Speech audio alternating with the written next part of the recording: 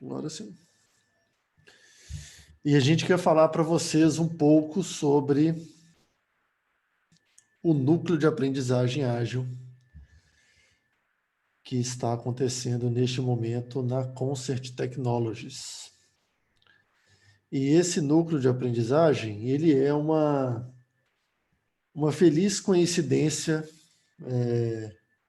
de necessidades e de ofertas da Concert, do LC São Paulo e da 42 Formas, que resultou nesse núcleo de aprendizagem ágil. É muito interessante ver uma empresa do porte da Concert, que é uma das 20 melhores empresas para se trabalhar em Minas Gerais, no segmento de médias, tem mais de quase 20 anos de atuação no setor de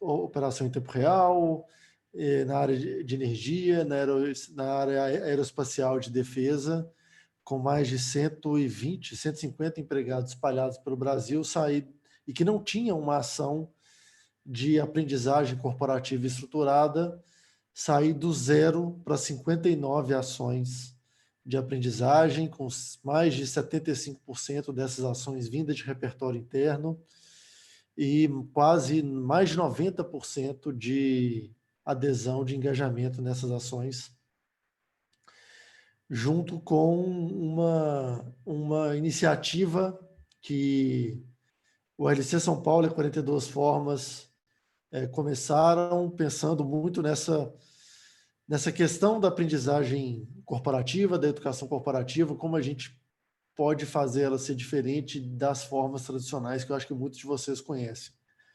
E esse casamento, a Concert precisava de alguma ação estruturada de aprendizagem, a gente precisava testar e pilotar esse modelo, surgiu o Núcleo de Aprendizagem Ágil.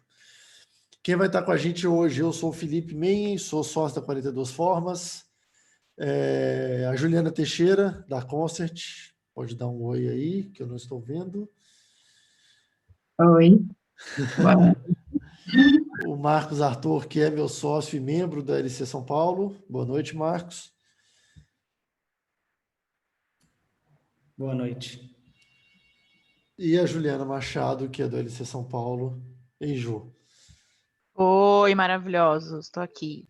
E a gente vai fazer um bate-papo, vamos apresentar um pouco das organizações e contar o que é o núcleo, como ele funciona, e possivelmente no final dessa sessão vocês vão ficar querendo fazer esse núcleo na organização de vocês, colocar um pouco da aprendizagem ágil dentro da cultura de aprendizagem, da cultura organizacional de onde vocês estão.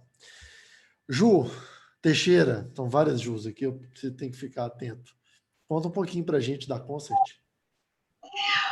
Bom, boa noite a todos.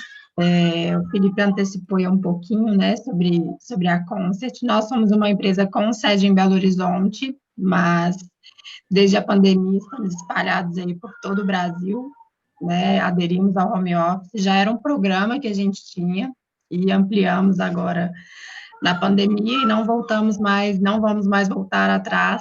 A partir de agora estamos no Brasil e rumo ao mundo, contratando pessoas aí em qualquer lugar, desde que estejam aí com o nosso perfil de inquietos. Nós atuamos no mercado de tecnologia, da operação de tempo real, de sistemas críticos nas áreas de utility, aeroespacial e defesa. Estamos aí presentes, né, em uma grande concessionária de energia, por exemplo, a CEMIG.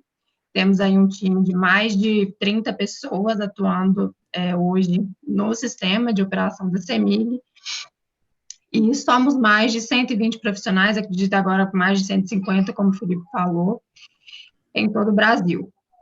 Fomos certificados pelo GPTW pelo 3º ano seguido, né, como uma das melhores empresas para trabalhar, e no último ranking ficamos entre as 20 melhores da categoria médias empresas em Minas Gerais.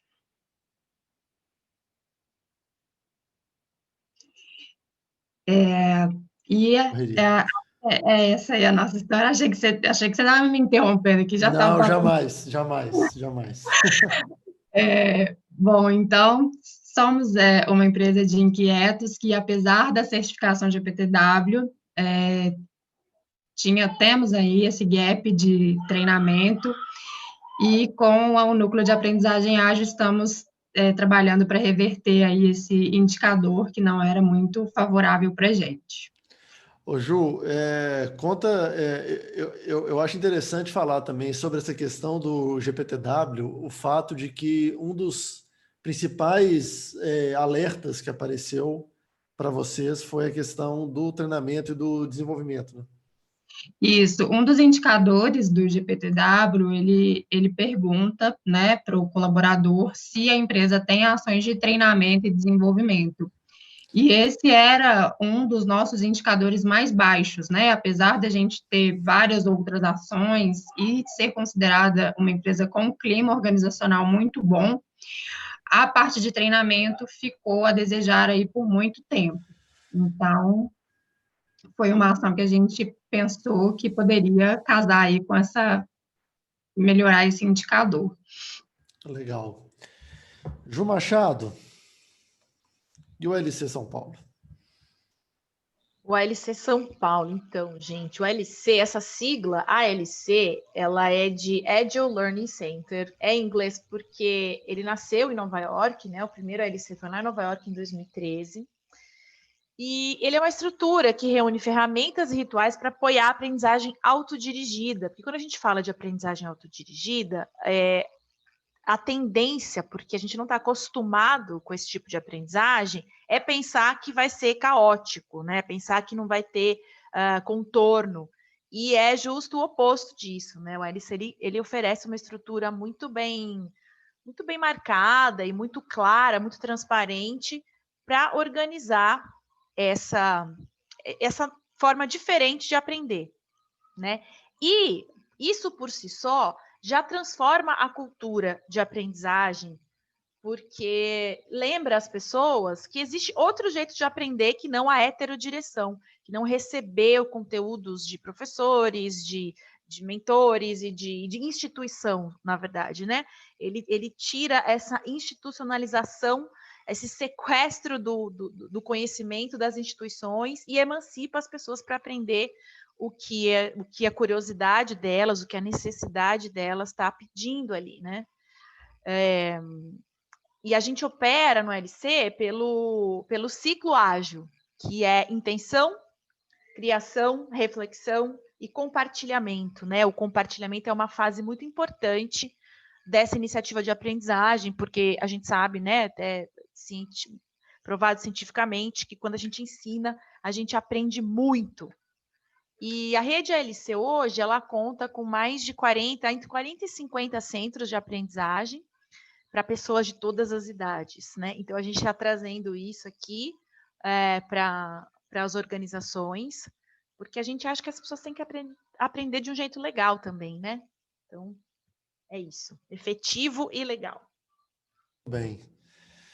E Marcos Arthur, e a 42 Formas?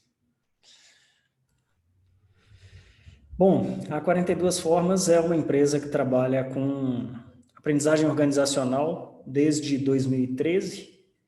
Né, isso vem de um histórico de atuação, acho que meu e do Felipe, nesse campo aí, alguns anos atrás, né? Eu estou nessa desde 2007. E o Felipe, de alguma forma, envolvido com ações de educação organizacional desde 2001.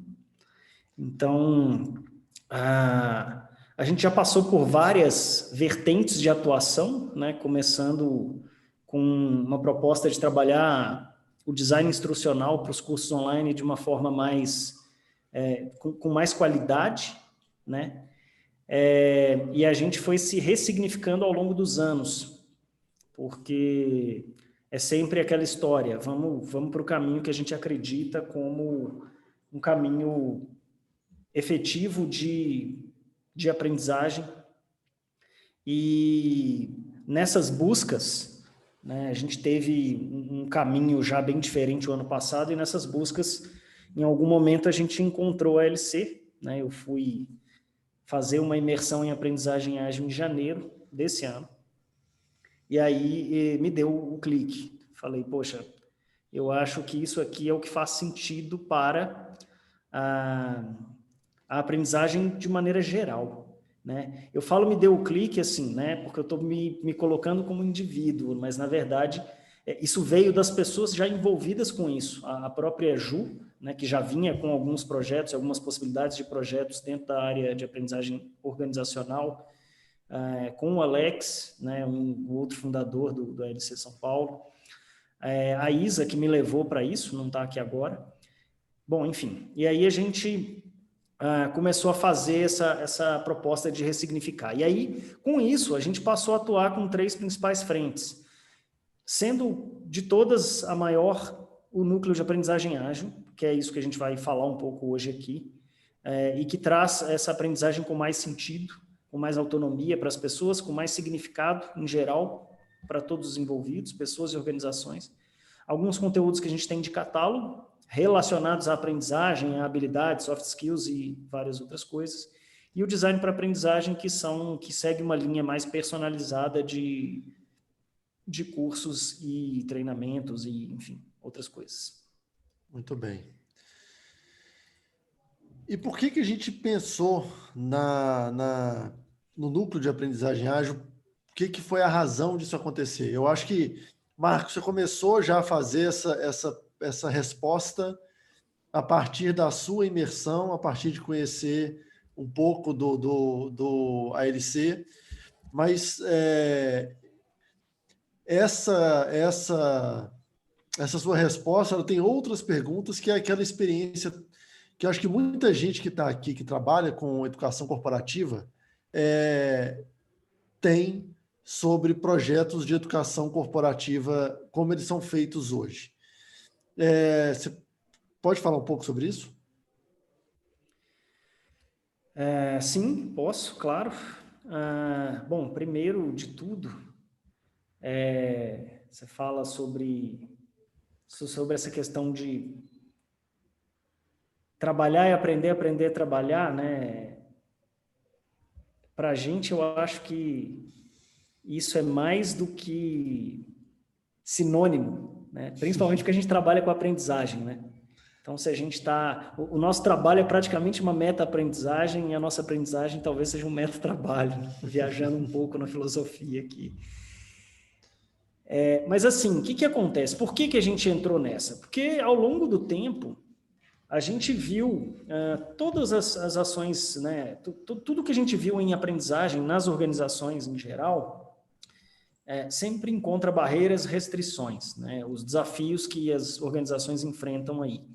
Quando, né, e aí no universo online ainda mais, né, no começo do século aí, o Jay Cross, que é um cara muito fera da área de aprendizagem,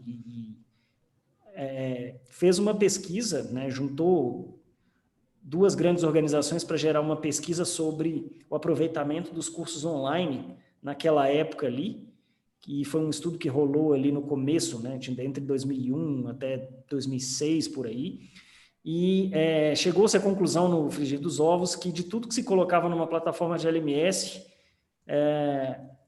apenas 8 ou 9%, não me lembro exato, mas entre 8 e 9% eram concluídos.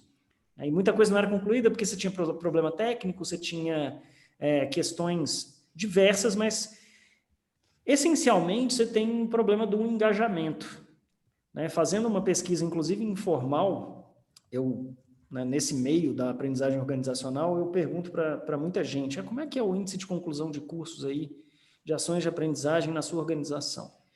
E, em geral, quando as respostas são altas, elas chegam ali nos 50%, 60%. Né? Então, é um problema muito sério. E a gente não aprende sem engajamento. Né? Você vê a criança, quando ela começa ali a aprender os primeiros passos, ela está engajada em tudo que ela faz. Não existe aquela coisa do mais ou menos, não existe aquilo, eu vou fazer isso aqui porque eu preciso. É claro que ela precisa andar, precisa falar, né? Faz parte do desenvolvimento, mas existe, junto com isso, aquela sensação, né? Aquela coisa das borboletas no estômago. Pô, estou aqui me desenvolvendo, estou aprendendo um negócio legal pra caramba, seja a menor coisa possível. Quando as organizações elas começam num processo de assim, eu sei o que você tem que aprender, né? Então, portanto, eu estou aqui te oferecendo uma ação obrigatória de treinamento. A gente cai em uma armadilha muito séria, porque, primeiro, a gente não ouve o público, a gente não sabe se aquela pessoa, aquele grupo de pessoas, de fato, está precisando aprender aquilo. Enfim, a gente fala sobre as tensões que a gente pretende resolver, né? Os grandes porquês a gente buscou esse caminho. O primeiro é esse: a gente tem um problema de engajamento, né? As pessoas muitas vezes não se interessam pelas ações de aprendizagem ou se desinteressam muito rapidamente.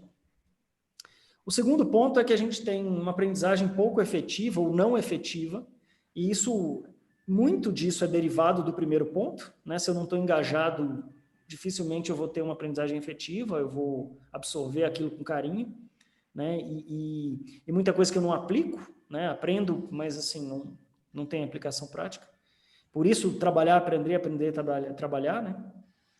E essa coisa da demora na resposta às mudanças. A gente fala, né? Hoje a gente procura fazer críticas construtivas, obviamente, a alguns tipos de projetos dentro da área organizacional que assim, projetos de prazos muito longos, né? Que vão requerer extensos diagnósticos, estudos gigantescos para você, por exemplo, tem universidades corporativas, não são todas, obviamente, mas tem universidades corporativas que demoram 1, 2 anos para implementação.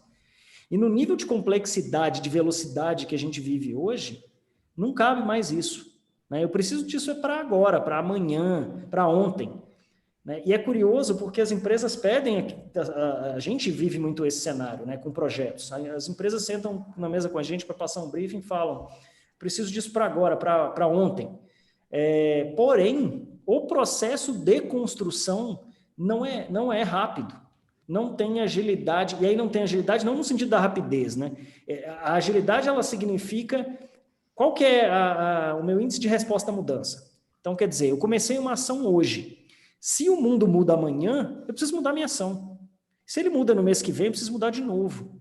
E é por isso que a 42 Formas começou lá atrás com uma proposta e chegou aqui com outra proposta, né? Isso faz parte dessa resposta a mudanças que a gente busca com essa velocidade. Então, é assim, beleza, eu preciso aprender a linguagem X de programação, que apareceu ontem, eu preciso começar isso agora. Não dá para esperar fazer um curso ou estruturar todo um processo para daqui a um ano, porque daqui a um ano já vai ter outra linguagem aí na praça, né? Marcos, deixa eu só ouvir também, eu queria chamar as pessoas para colaborar. A gente vai soltar uma enquete agora aqui no Zoom, para entender um pouco dessas 3 coisas que a gente elencou aqui, qual que é a maior tensão na educação corporativa ou na educação em geral para vocês? Solta, a enquete está aí valendo. Quem quiser responder, porque eu acho que vai ser interessante ouvir isso um pouco. E vale dizer, né, Marcos, que mundo complexo aqui serve para o acrônimo do momento, né? Serve para o acrônimo do momento. É uma piadinha interna, gente, mas assim, é porque não sei quem acompanhou aí enquanto vocês respondem a enquete, né? Quem está acompanhando aí um movimento intenso nas redes sociais sobre agora o mundo não é VUCA mais, o mundo é BUNNY, né? E aí não é mais volátil, incerto, complexo e ambíguo. Ele é frágil, como é que é? Eu já até esqueci. Ansioso. Frágil, ansioso. Não linear. Não linear e não sei o que é o I. E incompreensível. E aí, assim, eu, com todo respeito ao IFTF, porque, né, é uma baita organização e tem um monte de gente pensando um monte de coisas interessantes lá, e a intenção de modernizar o acrônimo, que o VUCA surgiu aí no final dos anos 80, é interessante, mas, no fim das contas, se pensar bem ali, os 2 acrônimos falam muito do mesmo, né? Então, mesmo... eu li um artigo no LinkedIn muito bom, de um cara chamado Ravi Resk, né, um dos cabeções aí que passaram pelos ALCs, e ele faz uma análise brilhante, né, dessa questão, falando aí, entre outras coisas, mesmo que o mundo seja BUNNY, ele não deixou de ser VUCA, né? Então, A gente está evitando o uso de acrônimos aqui justamente porque complexidade é complexidade e independe de qual sigla descreve isso. E ó, temos mais 65% das pessoas responderam aqui, e dessas 65, mais da metade falam que um dos problemas, maior tensão na educação corporativa é a falta de engajamento. 56%. Tamo junto. Eu também acredito nessa. Eu acho que é o principal problema. E foi daí que a gente, avançando aqui, várias telas acontecendo ao mesmo tempo. Vou dar mais um tempinho para a gente responder a enquete, mas a Fernanda Salles falando aqui, ó, consegui disponibilizar o canal conteúdo em um canal efetivo para o público. Hoje tem uma capilaridade gigante e tem de jornalistas ao trabalhador na plantação de cana. Super, Fernanda. É isso, assim, quando a gente fala em aprendizagem ágil, a gente consegue capilarizar essa aprendizagem com pequenos núcleos em cada local onde você precise levar, né, isso. E tem muito a ver com o aproveitamento de conhecimento interno, com uma proposta de custo baixo, enfim, justamente porque grandes estruturas hoje, além de serem caras, não resolvem o problema. Ju Teixeira, tem um ponto também aqui que eu acho legal da gente falar sobre essa capilaridade, porque na Concert não tem de jornalistas ao trabalhador na plantação de cana, mas tem uma série de pessoas exercendo funções completamente diferentes, algumas no campo e outras dentro do escritório, né? E é importante dar meios para todo mundo conseguir se desenvolver. Foi uma preocupação nossa, né? A gente tem muitas pessoas que atuam em campo e como engajar essas pessoas, né? Como trazer elas para o núcleo. E foi surpreendente que hoje um dos facilitadores mais engajados é um líder técnico de campo. E ele tem gerado muito conteúdo na oficina, né? Nas nossas oficinas, e a gente conseguiu trazer eles. Foi atrativo, né? A forma de aprendizagem foi muito atrativa. Então, foi um desafio mesmo a gente pensar em todos os cenários, tanto os desenvolvedores que já estão ali, né, no dia a dia, mais próximos, e pensar no pessoal de campo. A gente conseguiu atingir esse público também. Passando aqui, opa, pronto, aqui. E aí, pensando nessa diversidade, pensando nessa questão de fazer alguma coisa que consiga responder a esses problemas essas tensões que a gente levantou agora, qual foi a estratégia pensada para o núcleo de aprendizagem ágil? Marcos, ou Ju, Machado? Oh, meu Deus, isso agora. Fazer Vai, essa Marquinho. aprendizagem. Vai lá, Vai, Marcos. Falei Marquinho. muito já, pode, por favor, né? A gente precisa dar espaço para todo mundo aqui nesse... Então, vamos lá. O ALC, o Centro de Aprendizagem Ágil, Você está compartilhando os resultados aí, Fê? Eu cliquei errado. Que apareceu um negócio na minha cara gigante.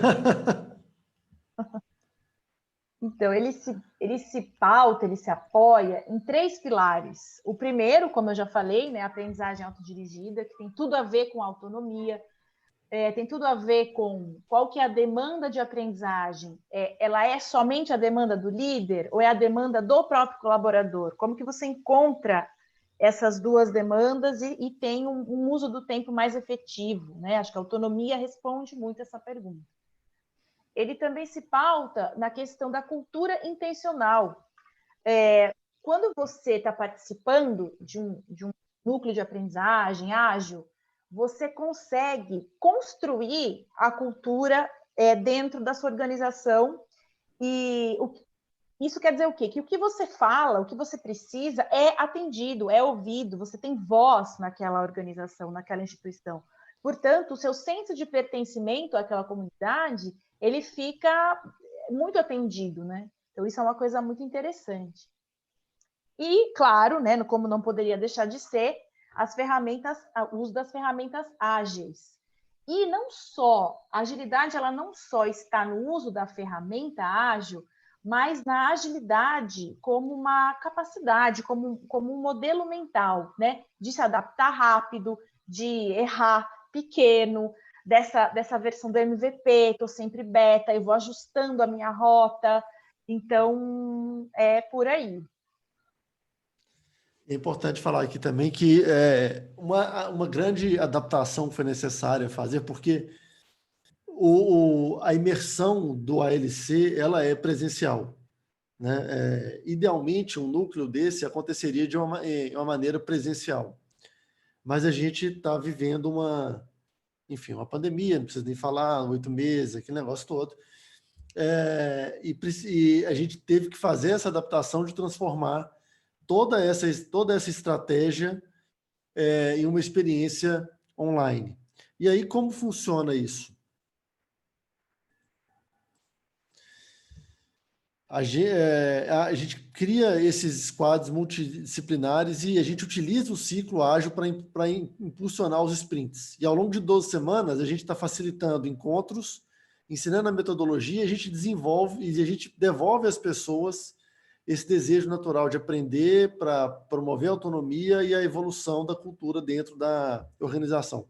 Esse é um ponto também muito interessante, e aí, Ju Machado e Marcos, eu acho que vale a pena pontuar que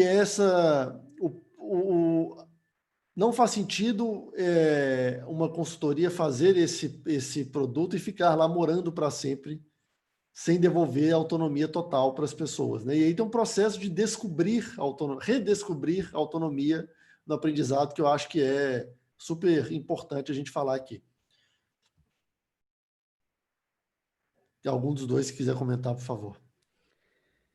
Eu posso comentar. Eu falei aqui no exemplo anterior da aprendizagem das crianças, né? E depois que eu entrei, depois que eu comecei a me aprofundar em aprendizagem ágil, foi curioso, porque logo no começo,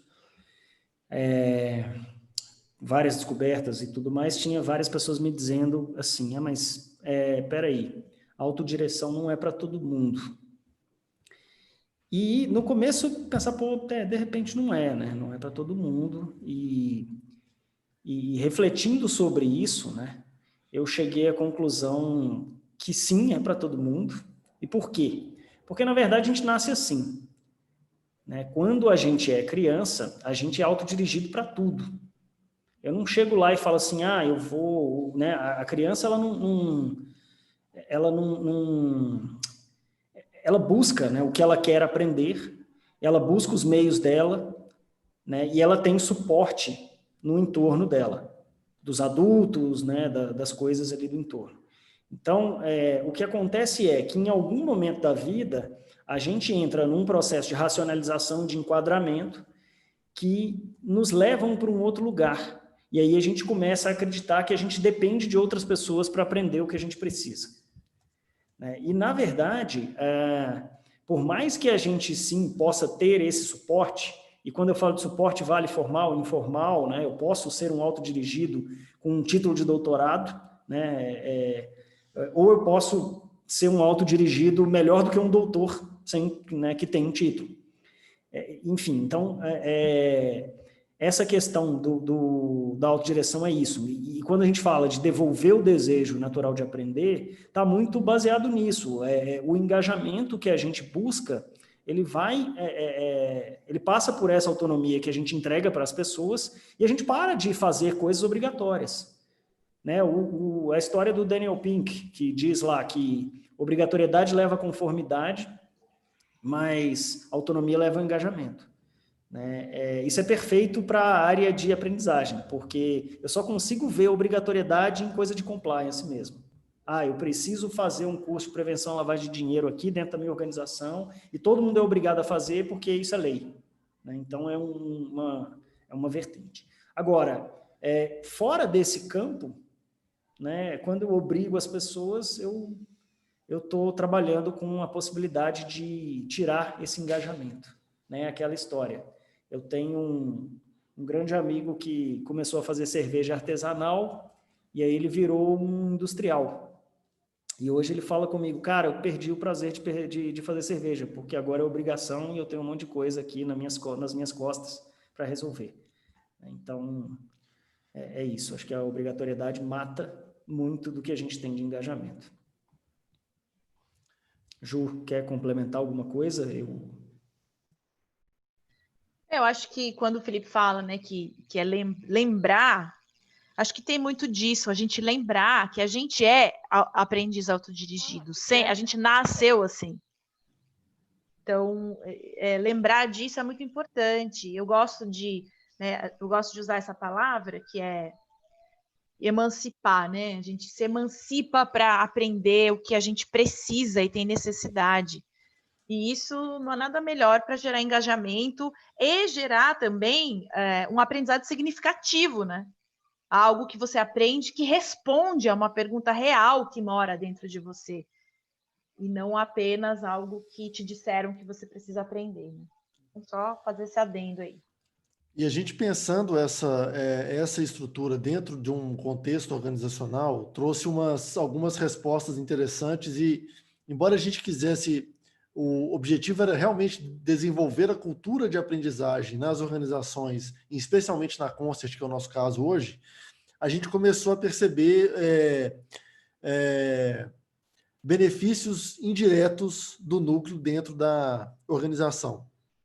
Então, o principal deles, e talvez seja mais claro, o núcleo ele é adaptável a qualquer contexto organizacional. Talvez um dos pontos aqui foi que a gente pegou um caso onde não tinha nenhuma ação estruturada de aprendizagem. Mas fica claro que o núcleo ele funciona independente da plataforma que a empresa usa,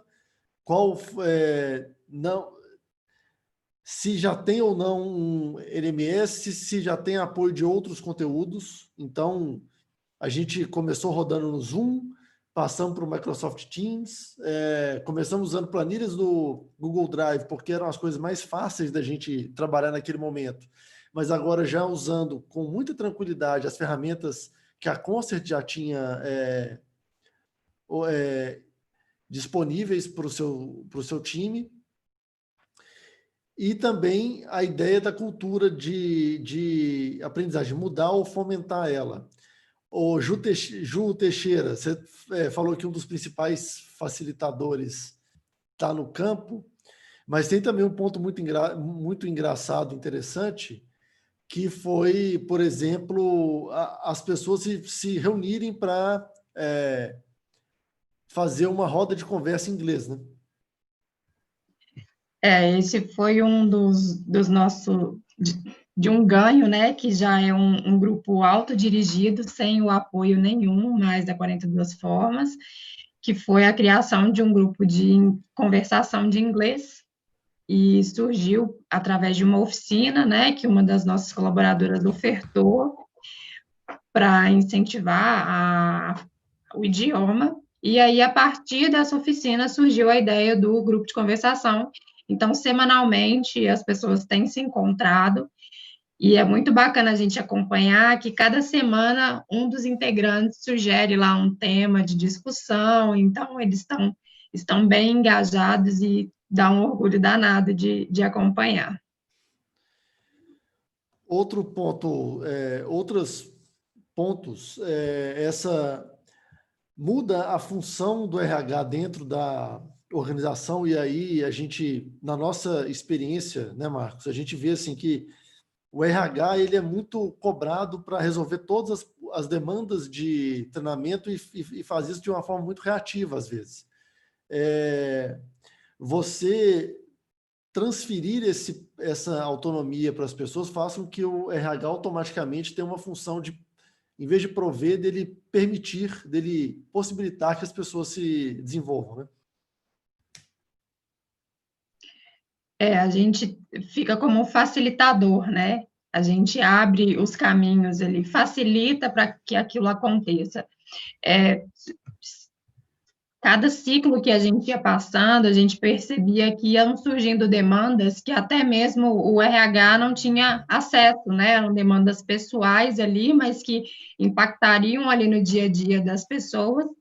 E foi um espaço que a gente deu para cada um colocar ali, olha, eu quero aprender isso, eu preciso aprender isso. Então, já é uma ajuda ativa para o time de RH de identificação de demandas, né? Que era o ponto aqui, o terceiro, sobre essa questão da gente conseguir mapear os gaps reais de aprendizagem dentro da organização, porque esse input veio das pessoas que estão realmente precisando deles, né? Sim. E aí não só demandas técnicas, né, que a gente percebe, principalmente agora no meio dessa pandemia, muita necessidade das pessoas de oficinas para desenvolvimento pessoal mesmo, né, de conversar sobre saúde mental, entender um pouquinho mais sobre como ela pode controlar a ansiedade, esse tipo de coisa que acaba impactando a produtividade, né? Então, foram demandas também identificadas a partir disso. Perfeito. A gente fala aqui um pouquinho também do ciclo ágil, né? Que é a base da rodagem do núcleo. Ju, Marcos, vocês podem explicar para os neófitos do ciclo ágil? Vou lá, então, Mar. Tá muito quietinho hoje, Mar. O ciclo Falei pra ágil. caramba aqui. O ciclo ágil tem a ver com um hack da noção de sucesso, né? Da forma como eu vejo. Então, o sucesso não é mais você cumprir um treinamento, pegar um certificado, pegar a presença, pegar um papel, mas é você responder aquilo que a sua intenção. Então, você cria em cima da sua intenção de aprendizagem. Então, o que você vai aprender, como você vai aprender, com quem você vai aprender, você tem essa liberdade. Até porque, atualmente, eu já me peguei várias vezes nessa situação de querer aprender alguma coisa, de querer fazer algum curso que ainda não existe. Então, eu tenho que ir buscando, né, nesse mar de formações aí do Google, mas assim, com uma rota que eu mesma vou desenhando. Aí essa é a minha ação que tem a ver com a minha intenção. Aí eu faço uma reflexão, né? A gente convida todo mundo no núcleo a fazer uma reflexão sobre esse processo de aprendizagem. Para quê? Para ajustar. O que deu? O que foi legal? O que me aproximou da minha intenção? O que me afastou? O que me fez aprender de fato? O que não foi tão legal? E aí fazer esse compartilhamento, não só do que foi aprendido, mas das formas que a pessoa usou para aprender. Então, assim, esse compartilhamento, ele não é só de conteúdo, mas também de forma, né? Costumo falar que núcleo, né, a aprendizagem ágil, o meio é a mensagem. Então, a forma como você aprende é tão importante quanto o que você aprende. E quando você compartilha esse valor que você percebeu, você entrega esse valor para a sua comunidade de prática também. É como eu vejo o núcleo, como uma comunidade prática. E aí, Marcos, eu acho que é legal falar sobre como a gente estruturou isso dentro da Concert, partindo de 4 semanas antes, onde a gente fez esse diagnóstico, né? Da semana 1 até a semana 12. Eu acho que aqui é legal a gente falar, além da criação desse squad, dessas primeiras... Porque na Concert teve um ponto que a gente colocou todas as pessoas da organização, não de uma vez, mas elas todas estão participando do núcleo e elas entraram em lotes, em grupos. Mas foi interessante a gente ter levantado as primeiras 20 pessoas que foram parte do ciclo 1, né? E curioso, né?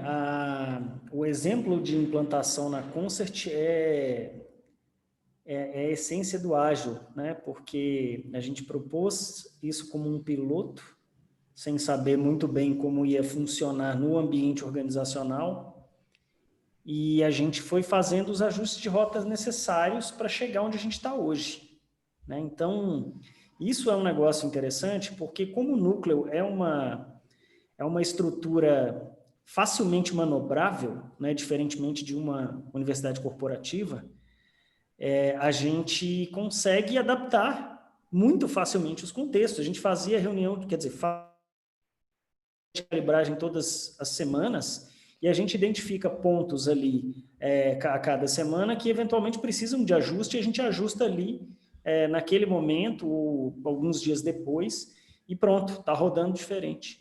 Né? E isso, assim, vamos falando de cultura intencional, vamos absorver os inputs da turma, né? Quem são as pessoas que estão fazendo, que fazem parte desse núcleo, o que elas estão achando, o que elas acham que pode melhorar, e incorporar isso, né, no processo, não simplesmente deixar ali numa pesquisa ou numa avaliação de reação.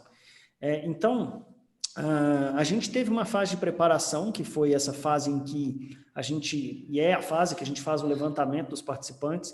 A gente sugere 25 a 50 pessoas por uma questão de manobra, né? Dá para lidar com esse público, considerando as variações de tamanho, nem sempre todo mundo vai estar presente e tudo, mas a gente consegue manobrar esse público num encontro, por exemplo, né? Entre 25 e 50 pessoas.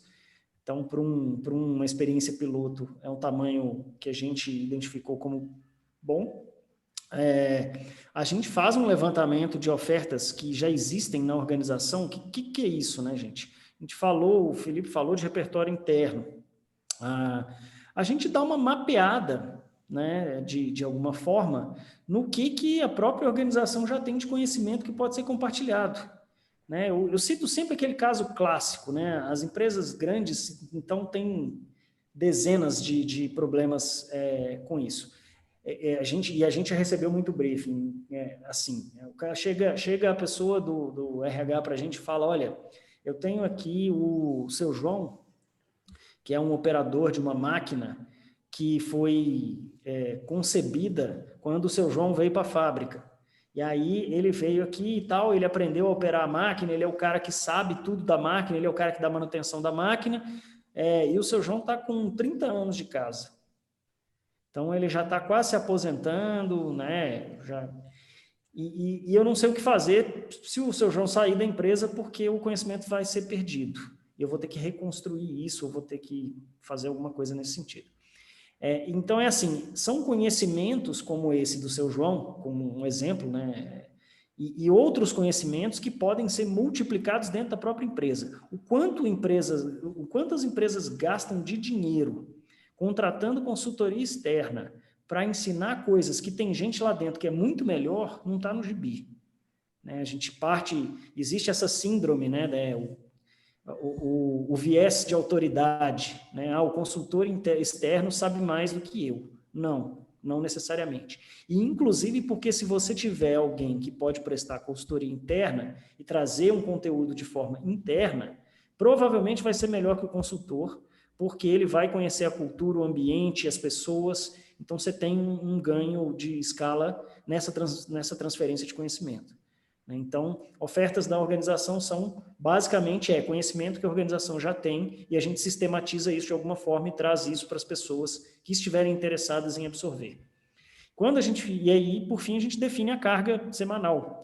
Essa carga horária semanal ela pode ser 880, 800, o quanto a empresa quiser, o quanto as pessoas quiserem, porque eu tenho cenários de que, se eu quiser ter ações de aprendizagem abertas durante toda a semana, e eu posso ter ações abertas durante toda a semana. Não, mas no meu cenário aqui eu tenho que cumprir alguns turnos e horários e tal, então eu vou precisar restringir isso. Então a gente vai definir um cenário em que as ações de aprendizagem só vão acontecer às segundas-feiras, ou só vão acontecer terças e quintas de manhã, enfim. Isso aí é uma definição completamente da organização. Né? E a gente faz essa adequação desde que tenha um espaço efetivo para aprendizagem e que isso seja respeitado, né, pelas lideranças, não só respeitado, mas incentivado, né, pelas lideranças e tudo. Ô, Ju, Teixeira, do lado da Concert, como é que foi o levantamento desse primeiro grupo? Marcos, eu já conecto com você, tá? E como é que vocês definiram esses horários? Porque isso aqui, para quem está nos acompanhando, só faz sentido se for feito, obviamente, também em parceria. Isso é um trabalho de várias mãos e de vários pontos de vista. Então, Ju, conta para a gente como que a Concert fez a definição de carga horária, a divisão das pessoas e esse levantamento das ofertas também. Tá. A gente achou muito importante colocar o primeiro squad com pessoas que a gente acreditava que eram aquelas pessoas que engajam, né? Que são mais engajadas. Então, a gente achou melhor procurar as pessoas que já tinham participação efetiva em outras ações e que iam fazer uma propaganda junto com a gente do núcleo. Então, iam ajudar a gente a vender o programa internamente. Então, a gente escolheu essas 20 pessoas nesse sentido, de ajudar a fazer a divulgação mais ampla. Sobre a carga horária, o Marcos e o Felipe chegaram para a gente com uma proposta de horas, né, de carga horária, só que a gente achou muito, porque na nossa realidade, a gente imaginou o seguinte: a gente vai colocar esse tanto de horas aqui de aprendizagem e os meus líderes vão ficar doidos, né? Eles não vão receber muito bem isso de cara. Então, a gente fez uma adaptação pensando em quais seriam os horários, assim, que a gente conseguiria encaixar oficinas e que não ia brigar ali com os horários das reuniões de projeto. Então, a gente conseguiu encaixar uma carga horária que não atrapalhasse o líder ali no dia a dia dele, né? Porque ele era uma pessoa que a gente precisava ter do nosso lado nesse momento inicial, e chegamos ali num consenso de uma carga horária ideal. E sobre as ofertas, a gente pensou mesmo nas dores que a gente tinha no momento e nas pessoas que a gente conhecia que poderia atender.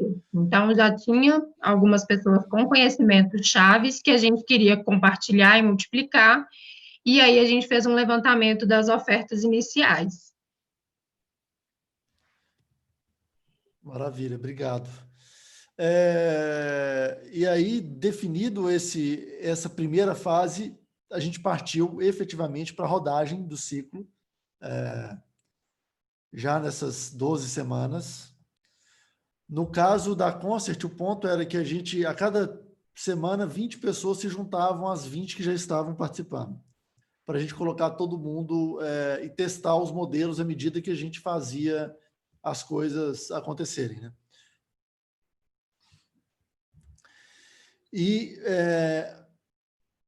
no próximo slide a gente fala dos guardiães, o núcleo duro desse núcleo. Mas para todo mundo a gente oferta os conteúdos sobre aprendizagem autodirigida, técnicas de facilitação, porque também percebemos, quando a gente rodava as ofertas e pedidos, que as pessoas elas tinham dificuldade ou queriam saber mais sobre como você faz uma facilitação de grupo, como você pode fazer apresentações mais legais. Isso tudo, de alguma maneira, se encaixa com as ofertas que a 42 Formas e o LC São Paulo levaram para o núcleo. E, ao mesmo tempo, a gente gerando esses relatórios e dando poder para as pessoas à medida que o núcleo vai avançando na sua existência, na sua maturação. Ju Teixeira, de cara a gente já conseguiu perceber quais são as pessoas que realmente entenderam aquilo ali, né? Sim, a gente conseguiu ver quem comprou a ideia e foi daí, eu não sei se é agora que a gente vai falar dos guardiões. É no próximo slide, mas a gente já pode falar de uma vez. Mas foi a partir dessa percepção que a gente conseguiu também engajar os guardiões aí para apoiarem a gente nos próximos ciclos, né, nos ciclos sequentes. Mas aconteceram algumas surpresas, né, de pessoas que a gente não esperava que se engajassem tanto, e outras que já eram engajadas em ações que compraram a ideia com a gente. Teve um ponto interessante, né, Marcos, que foi a questão de algumas das ferramentas que a gente usava, que já na primeira semana as pessoas já queriam propor melhorias para elas as ferramentas, já entendendo completamente a realidade da Concert, né?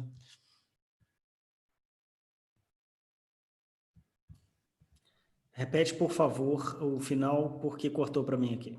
O que eu estava comentando é que essa questão do engajamento das ferramentas, que a gente, logo na primeira semana, já teve gente querendo propor melhorias para as ferramentas que a gente estava usando, porque tinham mais a ver com a realidade da Concert. Então, assim, o ponto aqui é agilidade, conseguir realmente trocar o pneu com o carro andando, fazer uma analogia pobre.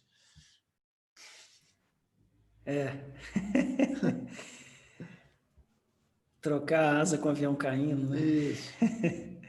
Enfim, aprendizagem ágil é um negócio que eu acho que bacana de falar nesse campo aí é que aprendizagem ágil é um negócio extremamente simples, né, gente?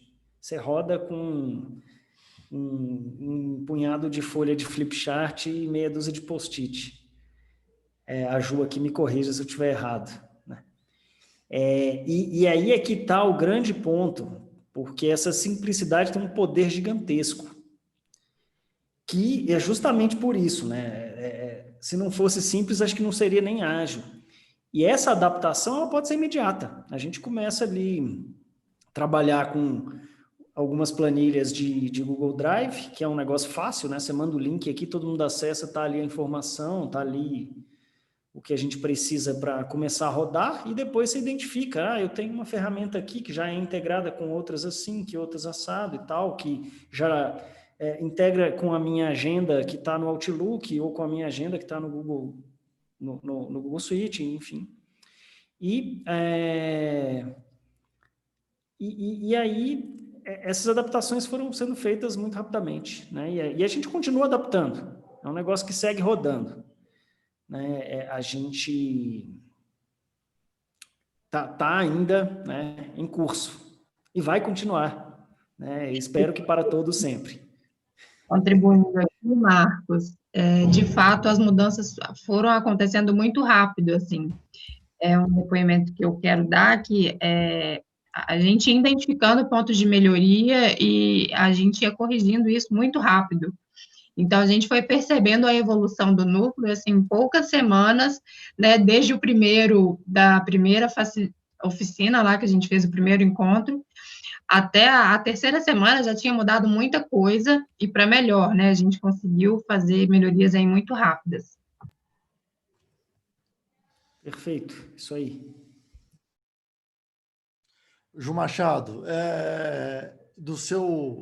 da sua experiência com a LC São Paulo, eu acho que é legal também falar sobre como tem pessoas que elas conseguem abraçar a questão da autonomia com muita facilidade, né? E são até facilitadoras natas também, sem saber disso. Sim, muito. É o que eu falei, né?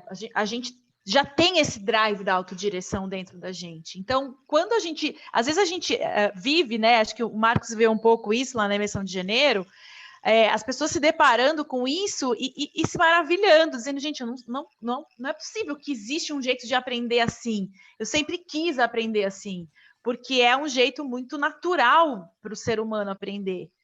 Então, e uma coisa que eu acho interessante também é que a aprendizagem ágil, ela dá ferramentas para aqueles que ainda não estão muito firmes na facilitação, porque a ideia é que todos que quiserem ser, claro, sejam facilitadores de sessões de aprendizagem, né? Então, eu sou apaixonada por isso, sou suspeita para falar, né? Mas E acontecia muito, né, da pessoa falar, eu quero fazer, mas eu não sei como facilitar, gente, mas é isso aí, você vai chegar lá e vai compartilhar, não tem muito segredo. Então, as primeiras oficinas, assim, foi muito disso, a gente falar com as pessoas, gente, é isso aí, não tem nenhuma receita de bolo, a gente vai lá e vai compartilhar. É isso. Eu acho que a gente pode falar das descobertas, vai ser agora, mas antes só falar rapidamente dos guardiões, é um grupo de pessoas que são literalmente guardiões do núcleo, né? E é importante essas pessoas dentro da organização, porque eles vão tomar conta dentro dos acordos coletivos quando a consultoria, no caso, a gente sair, que eles aprendem a cultura, eles promovem a facilitação, eles mantêm a autonomia dos aprendizes, processam as tensões criativas e resguardam a cultura de aprendizagem. Que eu acho que esse é o ponto fundamental, que é manter a cultura de aprendizagem, colocar a cultura de aprendizagem dentro da organização. E aí eu vou, só para a gente conseguir ouvir as pessoas também e fazer esse bate-papo acontecer, passar para as ações de para alguns números interessantes, e aí a gente falar dos desafios e dos aprendizados até aqui. Esses são os números de setembro, outubro, que a gente teve 59 ações realizadas, 75% delas vindo de um repertório interno. A gente tem casos de quase já séries de oficinas, por exemplo, sobre o setor elétrico brasileiro, que é uma necessidade dentro da Concert para o negócio que ela faz, das pessoas saberem sobre isso. 645 participações, e esse número, e aí, Marcos, eu acho que esse é um número, todos são super interessantes, mas 92% de engajamento é um belo número. Com certeza, né? Eu falei aqui atrás, pesquisa do J-Cross lá deu 8, 9% de conclusões, né? E quando eu pergunto para as pessoas em geral dos meus círculos de relacionamento, as pessoas estão falando de em torno de 50%, 60% se muito. Vou até passar uma pergunta na frente, a Maria Clara pergunta o que compõe engajamento. A gente mede, essa medida é uma medida muito simples. Ela é a mesma que o J-Cross usou lá atrás, que é quantas pessoas concluem a ação. Entrou e ficou até o fim, assistiu até o fim. Então, por hora, a medida de engajamento ela é muito o índice de participações versus o índice de evasões. Agora, a gente não mediu, na métrica das evasões, a gente não entra no mérito se a pessoa saiu porque ela não quis participar, porque não estava legal, ou se foi porque ela foi chamada para uma reunião, ou se foi por alguma razão como essa. Mas as pessoas ficam, né? E a gente sabe o quanto que aqui ações que a gente faz mesmo, muitas pessoas, né, acabam saindo. Então, a medida, por enquanto, é essa. E esse caráter muito flexível do núcleo permitiu também ações, incorporar nele ações da CIPA, não foi, Ju? Isso. A gente tem uma CIPA, né, instalada na empresa, e a semana da CIPAT coincidiu, né, com o núcleo já está rodando, e a gente conseguiu trazer para dentro do núcleo todas as palestras e ações da CIPA. E aí, eu queria falar agora, para a gente conseguir responder um pouco dessas perguntas. Primeiro, eu estou aqui ansioso para falar, mas tem esse depoimento da Jéssica, que é super legal, que é ela que é a responsável pelo grupo de conversação em inglês. É um vídeo rapidinho. E obrigado pelo time de comunicação da Concert de ter disponibilizado esse vídeo para a gente.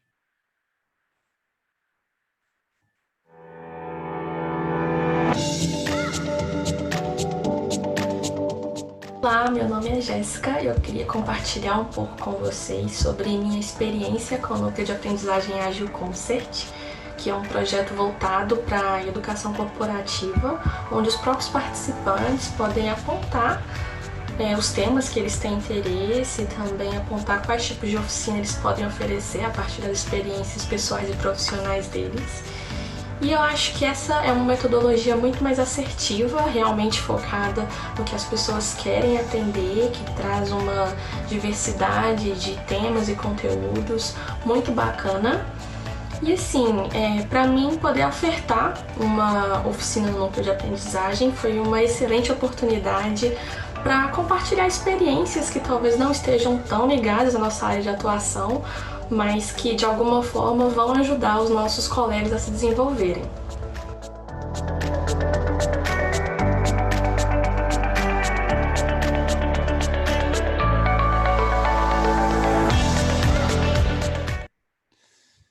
Legal, né, gente? E passando aqui, quais são os desafios que a gente encontrou ao longo do caminho? E aí tem alguns, eu acho que são muito claros, assim, né? O primeiro é a questão de trazer para dentro do barco as lideranças, a começar pelo board. Porque todo mundo entende que aprendizagem e a formação, o treinamento, a educação, a palavra que aparece, ela é importante, mas muitas vezes as pessoas priorizam a entrega sem lembrar que aprender é trabalhar, trabalhar é aprender. E aí esse foi um desafio que foi de formiguinha, né, Ju Teixeira? A gente teve que ir sensibilizando as pessoas aos poucos. Exatamente. A gente, no início, começou, a gente percebia conflitos, né, de agenda, e aí algumas pessoas até queriam participar, mas tinha o líder lá que tinha uma entrega, alguma reunião programada, então foi o dia a dia aí de convencimento de que as ações do núcleo eram importantes também, né, e iriam contribuir. E com o passar do tempo, a gente ia percebendo que as oficinas com participação das lideranças geravam um público maior, né, tinham mais interessados nas participações. Então, é fundamental que eles comprem a ideia e apoiem a ação. E aí tem a questão também nesse ponto que aí você já tocou, que é a agenda, né, de intercalar conseguir fazer com que as reuniões não sejam, principalmente as de abertura e fechamento de ciclo, não sejam marcadas, ou as pessoas não marquem reuniões no horário que essas reuniões acontecem.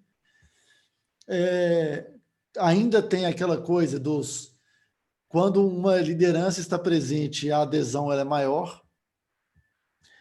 Mas eu acho que tem um ponto também aqui importante, que é você conseguir colocar a agenda, colocar a cultura de aprendizagem na agenda, e aí eu acho que o apoio de outras áreas da empresa são fundamentais, e no caso da Concert, a gente teve um apoio fundamental do time de comunicação e marketing.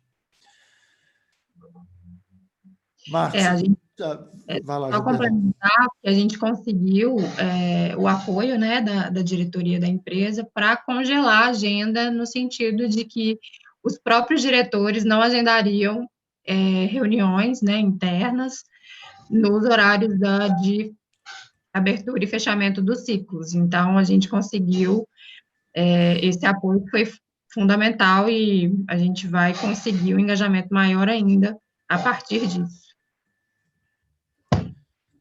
Marcos, essa questão também do engajamento de outras áreas, especialmente no nosso caso aqui do núcleo, comunicação e marketing, teve um trabalho muito interessante que é quase, hoje eu fico pensando que é quase um chefe de aprendizagem, uma chefe de aprendizagem, que no caso da Concert é a Marcela Leite, de ir atrás das pessoas, de acompanhar o desenvolvimento, de colar junto da consultoria para conseguir fazer essa coisa acontecer, né?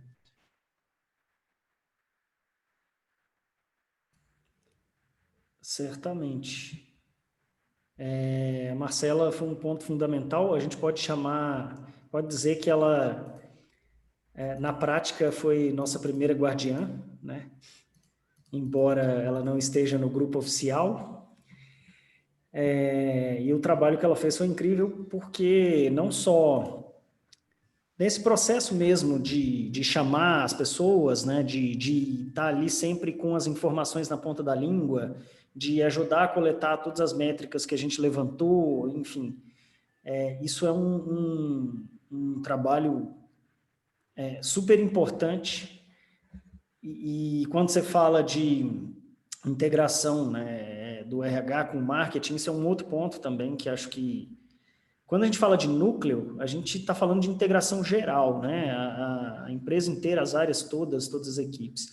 Mas uma coisa que eu acho que para mim é indissociável é quando você fala o marketing, comunicação tem que trabalhar junto com o RH, interno e externo, né?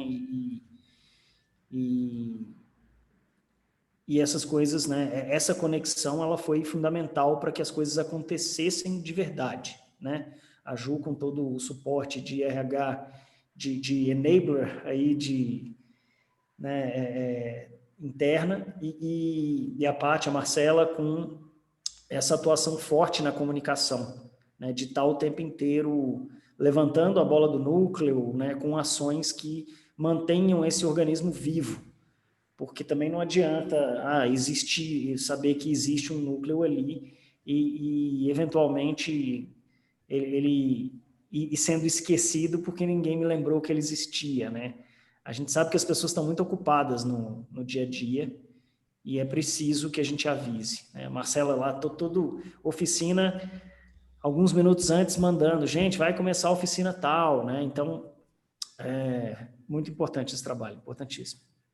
E é um ponto sobre essa questão da comunicação e do marketing, que é, obviamente, usar os canais já existentes, os meios de engajamento já existentes na organização para fazer com que a cultura de aprendizagem ela seja realmente uma realidade dentro da organização. Então, é muito importante. Eu já estou quase fazendo um gancho para como você pode começar isso dentro da sua organização.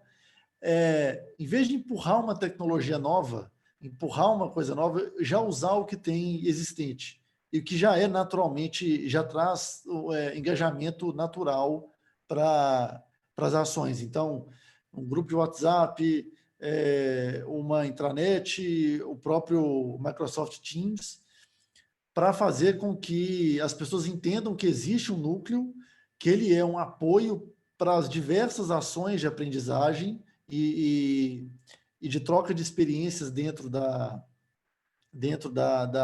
Concert, e fazer com que isso comece a caminhar por conta própria, por força própria. E, Ju Machado, uma pergunta para você. Quando a gente fala também de identificar, e aí tem a ver com os desafios, é de colocar a aprendizagem dentro do fluxo de projetos. Então, assim, a minha pergunta muitas vezes uma conversa que apareceu no núcleo, ela pode virar você pode usar o ciclo ágil para fazer uma oficina e virar uma solução para a empresa, ou você pode usar o ciclo ágil para fazer com que uma formação seja parte, por exemplo, do começo de um projeto ou de um onboarding e coisas desse tipo.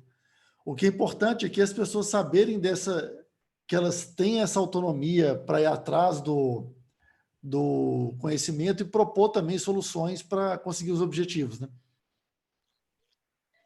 Perfeito. Eu acho que quando a gente fala de ciclo ágil, a gente está falando, né, como eu mencionei antes, da emancipação e da transformação da noção de sucesso. Então, quando você descola o saber que vale de um certificado, de um curso, de um diploma, e percebe que o saber que vale também está numa conversa, também está numa oficina, isso é muito potente. Inclusive, o núcleo ele pode ser fonte de conhecimento. Então, por exemplo, assim, vamos supor, se uma organização trabalha com algum LMS ou algum LXP, o núcleo pode sair do núcleo alguma trilha de aprendizagem para botar na Dgrid, por exemplo. Pode sair do núcleo uma coisa até que eu aprendi com você, Felipe, que são acidentes felizes, né? Que você encontra uma pessoa e, de repente, como foi no caso da Concert, né? Nasceu esse grupo de falar inglês. O que será que pode nascer de pessoas combinando as suas iniciativas, as suas expertises, né? A gente sabe que a inovação nasce disso. Então, eu vejo o núcleo também como uma célula, como um coração de criatividade e inovação para dentro da organização. E aí,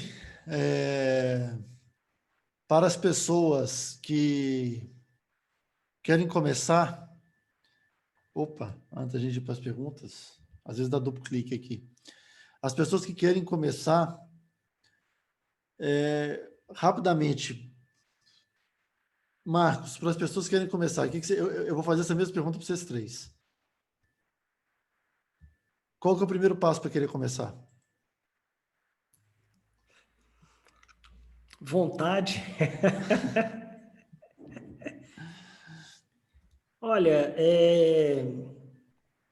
eu acho que basicamente tem um ponto que é simples, né? É olhar para como a aprendizagem está funcionando hoje na organização, né? Qual que é a tensão, né? Qual que é a diferença entre o lugar onde a organização está em termos de aprendizagem e o lugar onde ela quer chegar.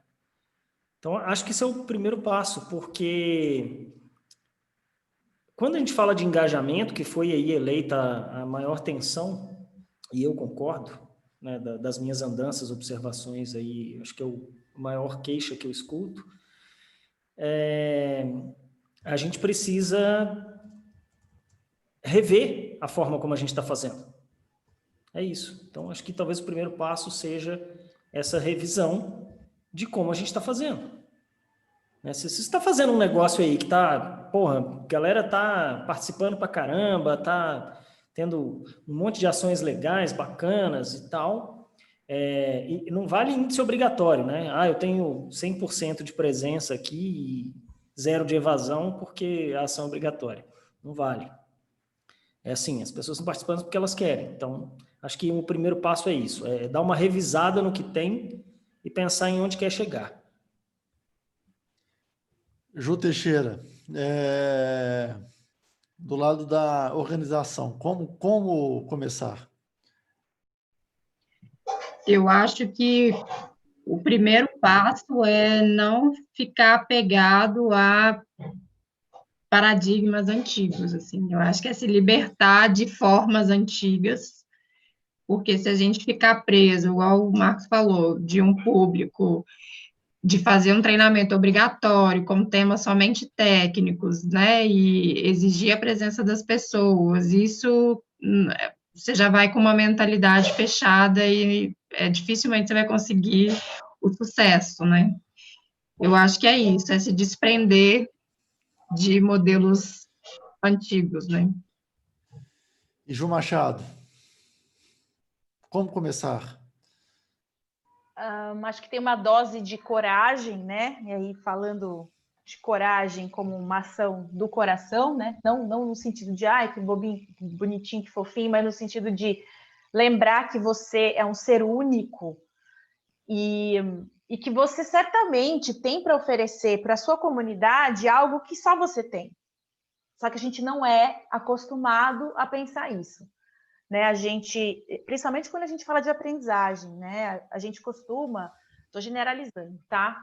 A gente costuma atrelar a aprendizagem com entregar aquilo que é esperado da gente, né? A entregar aquilo que está dentro de uma faixa de...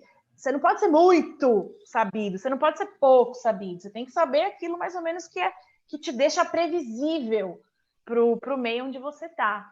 Então, quando você se arrisca a aprender algo de um jeito novo, com um novo parâmetro de sucesso, muito provavelmente você vai se aproximar daquilo que te faz sentir bem, né? E você vai, com certeza, ser alguém mais... vai contribuir mais com a sua preciosidade, né? Eu gosto de falar muito disso, da preciosidade das pessoas, né? A gente fala muito que os diamantes são preciosos porque eles são raros, né? E quantas Rosângelas tem nesse mundo, né? Não estou vendo o nome de todo mundo, não, mas quantos Ianes, ou quantas, não sei se é homem ou mulher, quantos Davis tem nesse mundo? Então, claro, né, que isso que vocês têm aí para contribuir é, sim, muito raro e muito precioso. Muito bem. Pessoal, temos algumas perguntas. Temos agora meia hora para perguntas e respostas. Já temos algumas perguntas. Acertei o slide. A primeira foi da Maria Clara aqui no comecinho, que ela perguntou assim: depois do processo, foi medido de alguma forma níveis de sentimento, confiança e outros elementos de estrutura relacional com os participantes? Percebeu-se transformação emocional? Quem quer responder? Eu posso começar aqui. Vamos lá. Percebemos, sim, a gente percebeu nas pessoas que ofertavam as oficinas, né, o sentimento após a oficina era muito gratificante, assim, do compartilhamento, né, da pessoa perceber que ela pode compartilhar alguma coisa, que ela pode contribuir, assim como a Jéssica fala aí no vídeo, né, e ela ficou muito feliz com que a oficina que ela deu pôde contribuir de alguma forma com os colegas. Então, a gente percebeu, sim, que o engajamento das pessoas que ofertavam as oficinas aumentou e a satisfação delas, né, ali com o trabalho também. Marcos. Eu acho que a Ju respondeu bem, né? Ela está aí no dia a dia. E tem coisas que, por exemplo, eu não sei se a Maria Clara tinha expectativa de alguma coisa mais em termos de métricas, de números. Não, a gente não mediu isso numericamente, né? A gente trouxe avaliações qualitativas, né? Então, tem sempre o virada de ciclo, a gente tem as avaliações qualitativas que a gente capta isso, e tem essas observações que a gente vai fazendo ao longo do tempo também, que a Ju está ali por perto, a Paty também, a Marcela e todo mundo. Então, acho que é bem perceptível. Eu, por exemplo, uma vez estava numa oficina, e eu ouvi, né, algumas pessoas falando, poxa, mas tem alguns temas aqui que eu nunca imaginei que eu ia poder participar dentro de uma organização. Né? Os feedbacks mais positivos, né, Marcos, são relacionados aos temas que não têm a ver com o negócio. E as pessoas admiram muito essa possibilidade do núcleo de poder falar de temas como bichos estranhos de estimação, né? Temas Teve um muito negócio aleatórios. de intercâmbio au pair, né? Mas também teve também muita demanda, muito interesse sobre criatividade, sobre pensamento crítico. Exatamente, que sobre... são as soft skills, né? As pessoas procurando muito sobre isso.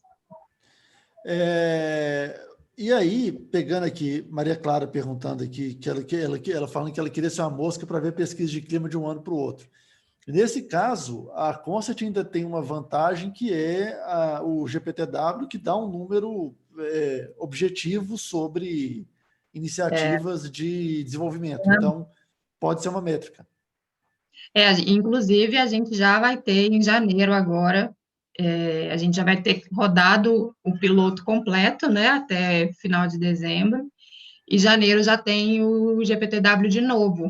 Então, a gente já vai conseguir perceber se a ação de aprendizagem que a gente fez foi sentida pelos colaboradores como ações de treinamento e desenvolvimento. A Gisele está perguntando, e aí, Gisele, eu vou te pedir, se você puder... Primeiro, eu vou parar de compartilhar aqui para a gente poder se ver, que eu acho que fica mais legal. E, Gisele, se você quiser eu vou te pedir para você abrir o microfone ou falar aqui no chat se você puder especificar um pouco mais a sua pergunta, porque a gente ficou um pouco na dúvida aqui. Felipe, a Gisele mandou uma mensagem aqui para mim que ela precisou sair, mas ela disse que ela queria saber sobre a porcentagem de investimento em volume de horas. Também não saberia como responder essa pergunta.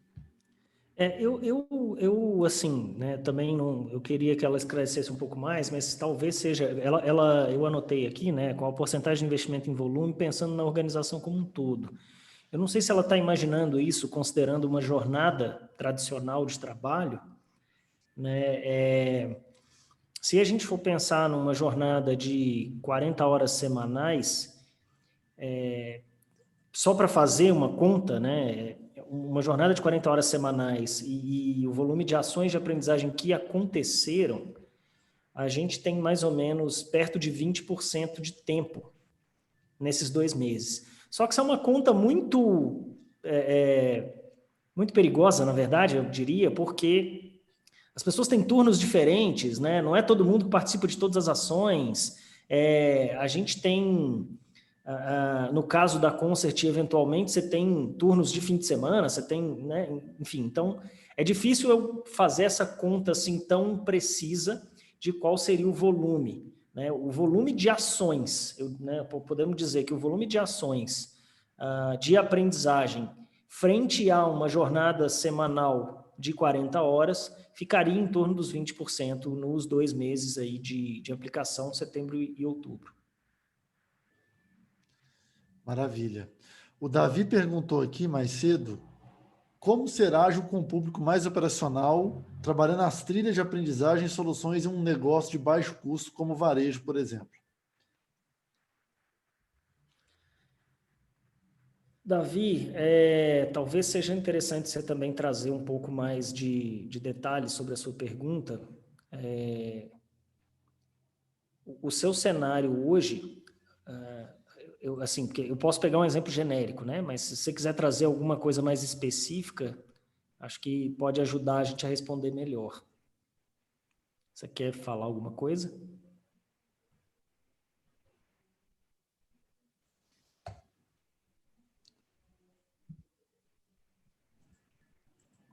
Davi está aí? Davi está aqui. Davi tá. Sim, eu estou vendo. Eventualmente ele, né, precisou dar uma saída. Deixa eu passar para a pergunta, então, da Priscila. Enquanto o Davi não... Se a gente fez capacitação em metodologias de ensino e aprendizagem para as pessoas que compartilharam conhecimento.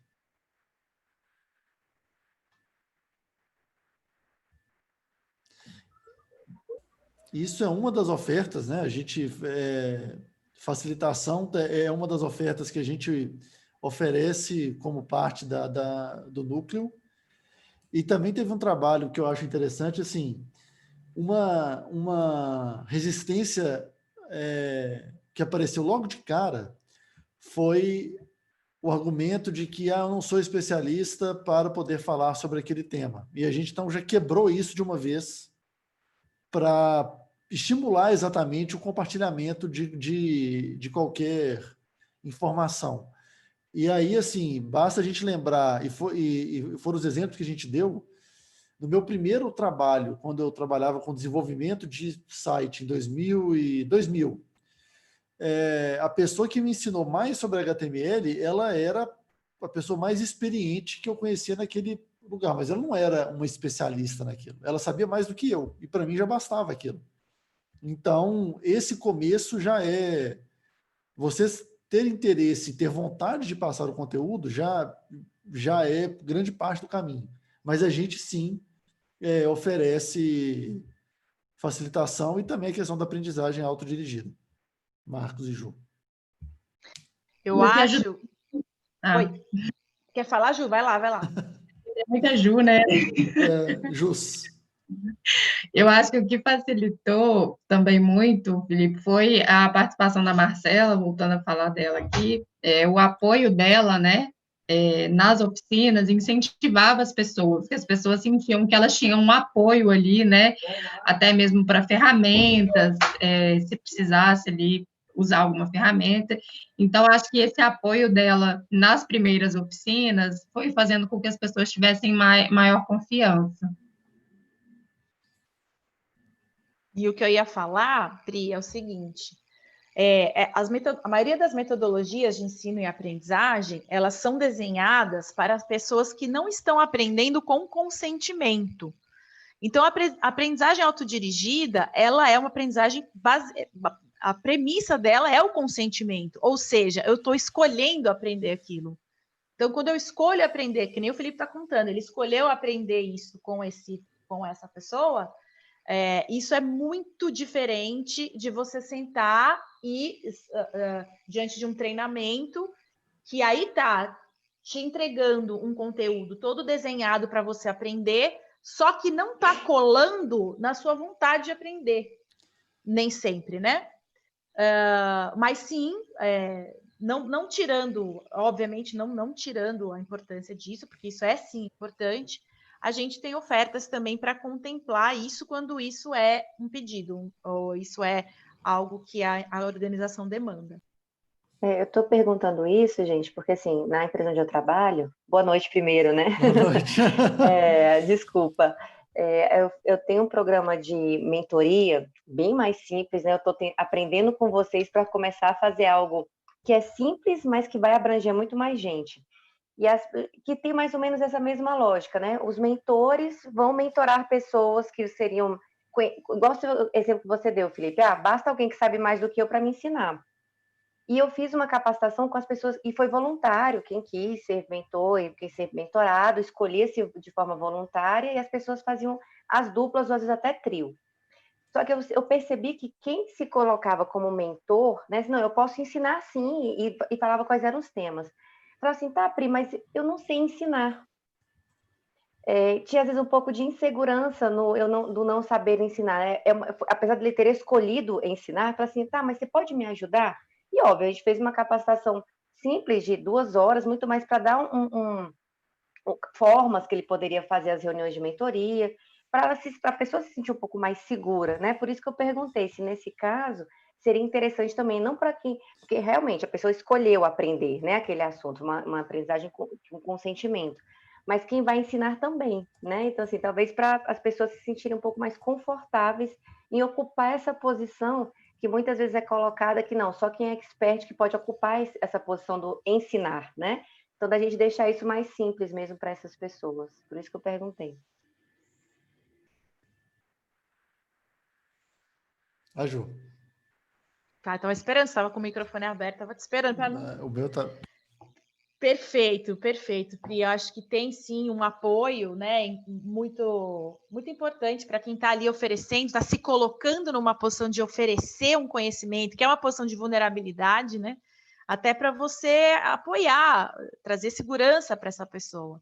A gente trabalha com ofertas de facilitação, né? A gente tem algumas ferramentas, alguns quadros para colocar luz em alguns pontos da facilitação de uma oficina que são bem interessantes, e também ofertas de como, né, fazer essas oficinas e tudo mais. E a gente desenha também iniciativas de, por exemplo, você quer saber alguma técnica específica de aprendizagem, né? Não sei se é o seu caso, mas também aprendizagem aqui é o nosso nome do meio, sabe? Então, sim.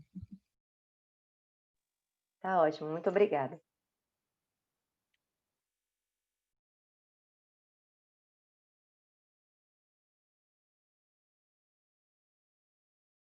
Será que o Davi voltou? O Davi acho que não voltou. Ah, tá. Davi? E? Mas, enfim, talvez a gente poderia tentar arriscar uma resposta para a pergunta dele, né? Dentro daquilo que a gente entendeu, que acho que pode ser interessante para várias pessoas, né? Deixa eu Marcos, recuperar. como ser ágil com o público mais operacional, trabalhando as trilhas de aprendizagem e soluções de um negócio de baixo custo feito varejo, por exemplo? O negócio de baixo custo, assim, né? o núcleo é para você, né? Podemos dizer isso, justamente porque a ideia é trabalhar com repertório interno.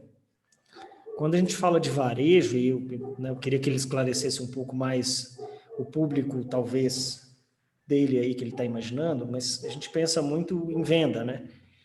E quando a gente fala de venda, é curioso porque a gente tem, em todas as empresas que eu conheço de varejo, os níveis dos vendedores são muito diferentes, né, entre eles. Você tem desde a pessoa que começou ali a aprender alguma coisa e tal, e leva jeito, até aquele veterano que, assim, vende gelo para esquimó, né, aquelas... E num contexto desses, assim, num contexto de venda, que é muito comum a gente ter consultorias externas definindo o que o vendedor aprende, como que o vendedor aprende, como que ele vende. Em geral, tem muita gente experiente que poderia estar repassando conhecimento. Né? E isso pode acontecer amanhã. É tipo assim, qual que é o meu melhor vendedor aqui? Como é que eu posso pegar esse cara e fazer com que ele seja um multiplicador para os meus outros vendedores? Né? Só para dar esse exemplo aqui que eu não sei se contempla o que o Davi perguntou, mas eu acho que, na minha visão, é por aí.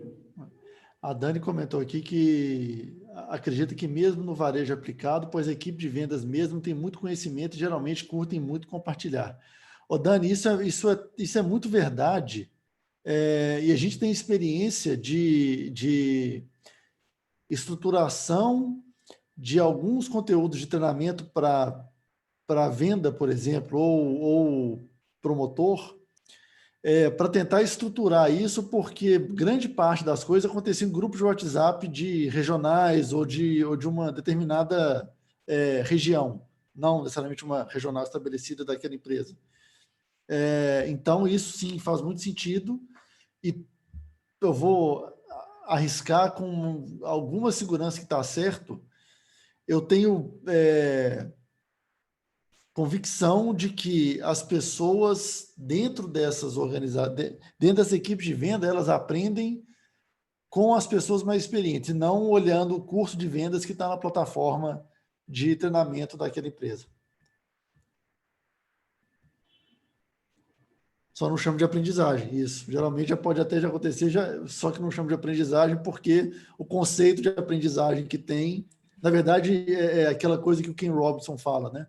Que muitas vezes as pessoas estão ensinando, mas os alunos não estão aprendendo. Então, é mais ou menos isso. E a Maria Clara fazendo aqui um follow-up, não queria falar follow-up, falei, da sua pergunta, da sua resposta, Marcos. Outro viés que apareceu para mim foi de pessoas com formação mais básica e ensino médio. Se aplica da mesma forma? Maria Clara, eu acho que sim, também pelo que a gente falou agora da Dani, porque às vezes tem uma equipe de venda, por exemplo, ou de promotoria, não tem uma formação escolar tão completa, eu diria. Mas eu adoraria ouvir de vocês também. Eu queria um comentário, né? Acho que o ponto que você e a Dani trouxeram, concordo, né? Assino embaixo, mas acho que também tem na área de vendas tem muito essa coisa do viés de autoridade, né? Então o consultor fulano de tal vem aqui dar aula de venda para a galera. E claro, você pode passar técnicas de venda, né? Mas ninguém vende se não tiver com o pé na rua lá, fazendo as ações e colocando isso para funcionar. E isso se conecta também, acho que com a pergunta da Maria Clara. A gente conhece um menino aí chamado Luiz Sérgio, né, que por alguma razão na vida dele decidiu não fazer faculdade, e eu não tenho a menor dúvida de que ele vai ser um cara foda, com o perdão da palavra, né? Já é. Né? E essa provocação é muito boa, né? De pensar que as pessoas com mais ou menos escolaridade, é isso que vai contar, né? Se a gente for pensar aí, Steve Jobs não terminou a faculdade, Bill Gates também não, né? São os exemplos mais clichês, mas eu conheço aí diretores de grandes empresas de educação, tá? De educação, que não terminaram a faculdade. E são, assim, excepcionais.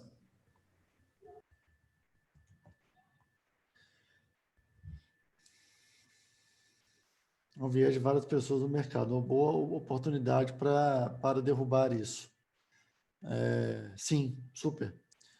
E tem uma coisa também sobre, quando a gente fala do conteúdo feito nas organizações, e aí até a Patrícia Sardinha está aqui ainda, tá?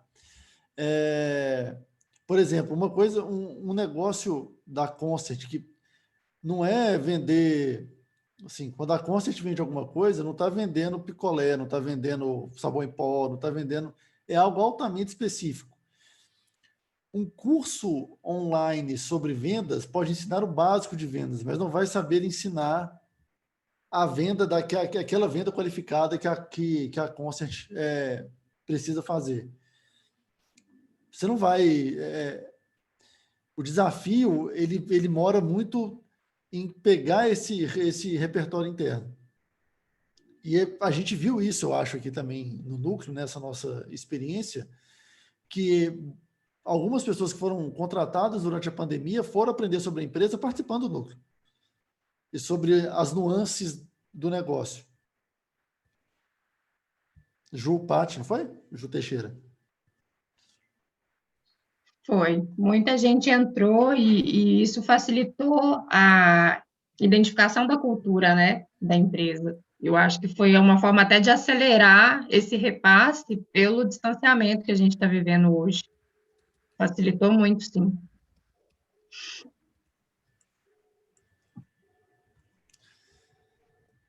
E a Dani comentando que quando o conteúdo é feito por eles ou eles contribuem com a construção, tem mais significado que alguém trazer pronto. Eles, de fato, se conectam. Totalmente. Totalmente. E a gente vê isso... Aliás, quando a gente falou mais cedo sobre aquela questão dos benefícios indiretos do núcleo, eu acho que grande parte dos gaps de aprendizagem que apareceram só foram descobertos porque as pessoas falaram. E não foi algo... É lógico, né, gente? Assim, é importante a liderança atuar e a liderança ajudar, oferecendo caminhos, entendendo o que o time precisa. Mas todo mundo que trabalhou aqui com educação corporativa em algum momento já deve ter se deparado com algum treinamento que não fazia o menor sentido dele acontecer, e treinamento mesmo, né, de repetição. Ou que nem deveria ser um treinamento, porque não foi... não escutaram realmente a demanda. Ô Marco, você tem um caso muito bom da sua vida passada, de uma outra empresa, sobre um treinamento que as pessoas gostaram, mas acharam longo, né? Porque demorou... era um treinamento de 4 horas para pessoas que não conseguiam sentar, não podiam sentar. Ah, sim. Eu ia perguntar qual, porque assim, tem muitas histórias assim. Mas é isso, fizeram um treinamento online para um contexto de um público que tinha que compartilhar um computador para fazer, né? Então, assim, as pessoas tinham que se programar para usar o computador, era um contexto de fábrica ou algo do tipo, e era um negócio que elas tinham que fazer em pé, né? Era um terminalzinho e tal. E aí você imagina, vou sim fazer um treinamento aqui de 4 horas em pé no terminal. Super engajador. E eu acho também que tem outro ponto de cultura de aprendizagem que muitas vezes, quando falam que não precisa ser um treinamento ou gastar verba para desenvolver um conteúdo sobre, porque aquilo ali pode ser encontrado no YouTube. Então, às vezes, a briga que o time de treinamento e desenvolvimento ou de recursos humanos tem que ter é permitir que as pessoas tenham acesso ao YouTube nas suas estações de trabalho. A gente já teve um caso de um treinamento uma série de conteúdos que a gente desenvolveu, onde estava tudo pronto em vídeo, só que os vídeos estavam disponibilizados no canal do YouTube do cliente. Aí falaram, mas o povo que está no chão de fábrica, na ponta, o nome que você quiser dar, não tem acesso ao YouTube. Então, a gente teve que transcrever os vídeos para você ter uma experiência de aprendizagem ainda mais frustrante, porque aquilo aí não foi pensado para ser transcrito. Vemos aí um exemplo, vemos aí um exemplo de agilidade pura, né? Contém ironia, né? Total. Às vezes, né, nem em função da segurança, Maria Clara, eu vi muitas vezes, você deve ter visto também em empresas, a alegação é maturidade. O cara tá no YouTube lá enquanto ele deveria estar trabalhando. Cara, se isso está acontecendo, das duas, uma. Ou ele pode estar fazendo alguma coisa, né, boa, que pode ser aprendendo alguma coisa, ou se existe um problema de conexão dele com o trabalho que ele precisa fazer, com o acordo que você fez com ele, quando você o contratou, precisa conversar e entender para reverter um cenário. Né? Não dá para... Então tá, eu proíbo porque assim as pessoas vão trabalhar. Não vão. A pessoa pode ter ou não ter YouTube, ela vai ficar à toa se ela quiser ficar à toa. Né? Vai enrolar, vai fingir. Então, é uma grande falácia a gente tratar essas questões como falta de maturidade, assim. Já deu, né, gente? Pelo amor de Deus. Estamos no século XXI. Pessoal, muito obrigado. Vamos, sempre quis falar das considerações finais. Ju Teixeira, considerações finais. Bom, eu quero dizer que a experiência que a gente está vivendo tem sido muito positiva, a gente tem percebido aí um engajamento, mas eu acho que o indicador melhor é o engajamento, assim. É claro, a gente ainda vai desenvolver, né, outros indicadores, a gente precisa de mais indicadores, mas de início, o de engajamento, eu acho que é o que tem trazido para a gente uma boa resposta, de que o caminho é esse, de que a forma que a gente vai chegar lá na frente com melhores números, né, no GPTW, ou reconhecimento dos próprios colaboradores, é esse, a gente ter uma ação de aprendizagem que não limite, né, e que possibilite as pessoas aprenderem como elas sabem aprender, né, como elas preferem aprender. Juliana Machado. Considerações finais. Eu sempre, quando eu chego no fim, eu quero recomeçar, né? Então, o meu convite é para a gente recomeçar. Isso, com isso, sabido isso, olhar o mundo com essa consciência, né? Dessa emancipação para o aprender. Marcos Arthur.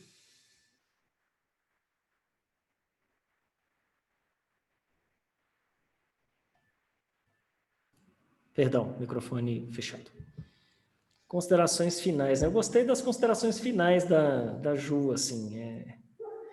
Eu acho que isso aqui é um ponto de partida, né, para a gente repensar a forma como a gente está fazendo a aprendizagem organizacional. É uma coisa que eu falo o tempo todo aqui com o pessoal, a gente está lidando com o princípio da curva de inovação, quando a gente fala de aprendizagem ágil nas organizações. E nesse princípio, ainda tem muita gente com receio de adotar, né? Existe um processo até a gente caminhar para a adoção generalizada. Mas já começou e daqui não tem volta mais. Vocês podem escrever que daqui a alguns anos isso vai estar muito mais valorizado, muito mais em voga do que as universidades corporativas e outros tipos de projetos menos ágeis na aprendizagem organizacional. Eu acho que é isso. Muito bem.